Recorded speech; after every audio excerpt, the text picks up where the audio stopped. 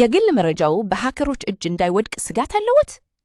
በአሁኑ ጊዜ የኦንላይን ደህንነት ጉዳይ የቅንጦት ሳይሆን የህልውና ጉዳይ ሆኗል።